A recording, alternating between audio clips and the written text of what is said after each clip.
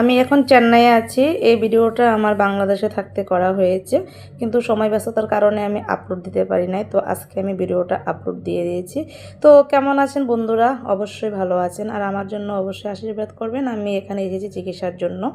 তো সবাই আমার জন্য আশীর্বাদ করেন যেন আমি তাড়াতাড়ি সুস্থ হয়ে ফিরে যেতে পারি।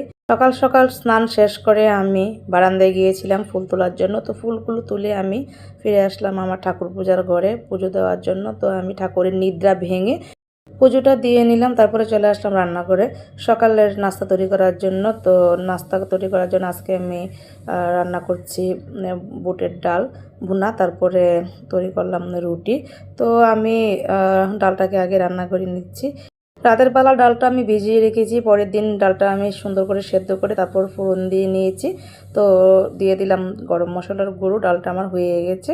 আর এরই ফাঁকে আমি রুটিগুলো করে নিয়েছি, আর রুটিগুলো প্রথম আমার মেয়ে বানিয়েছে, তাই রুটিগুলো এরকম মানচিত্রের মতো হয়ে গেছে। তো যাই হোক, ডাল নামিয়ে এখন রুটি বানিয়ে খাবারের পালা। তো রুটি দিয়ে ডাল দিয়ে সকালবেলার খাবার খেয়ে নিয়েছি। তো এই নাস্তা খাওয়ার পর আবারও চলে আসলাম দুপুরে রান্না করার জন্য। রান্না করে সেদিন দুপুরে রান্না করেছিলাম কুমড়ো ভাজি এরকম জুলিয়ান করে কেটে, তারপরে রান্না করেছিলাম ডিমের অমলেট করে ঝোল। তো আমি ডিমের অমলেটগুলো বানিয়ে নিচ্ছি। পেঁয়াজ কুচি এবং মরিচ কুচি দিয়ে ডিমগুলোকে আমি ভালো করে গুলিয়ে নিয়েছি। তারপর কড়াইতে দিয়ে আমি ডিমগুলো অমলেট বানিয়ে নিয়েছি। তারপর এখানে আমি আলু ভেজে নিচ্ছি, কাঁচা আলু এগুলোকে আমি তেলে ভেজে নিলাম। আলুগুলো ভাজা হয়ে গেলে আমি সেই কড়াইতে আবারও ডিম ভেজে নিচ্ছি। তো সবগুলো আমি ডিম ভেজে এরকম অমলেট করা হয়ে গেলে আমি সেই ডিম ভাজার কড়াইয়ে দিয়ে দিলাম পেঁয়াজ কুচি এবং একটি তেজপাতা। পেঁয়াজটাকে একটু বাদামি করে ভেজে নিব যতক্ষণ না এর থেকে কাঁচা গন্ধটা চলে যায়। তো পেঁয়াজের কাঁচা গন্ধটা চলে যাওয়ার পর এখানে আমি দিয়ে দিলাম আদা বাটা, মরিচ গুঁড়ো, জিরে গুঁড়ো, ধনিয়া গুঁড়ো, হলুদ গুঁড়ো এবং একটু জল দিয়ে মশলাটাকে আমি নেড়ে চেড়ে কষিয়ে নিচ্ছি।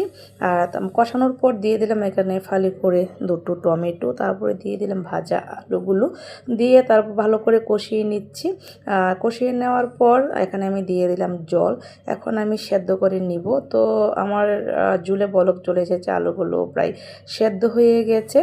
5 থেকে 7 মিনিট বলক তোলার পর আমি ডিমের অমলেটগুলো দিয়ে দিলাম, দিয়ে আমি একটু নেড়ে দিলাম। তারপরে 2 থেকে 3 মিনিট আবারও বলক তুলে নিলাম।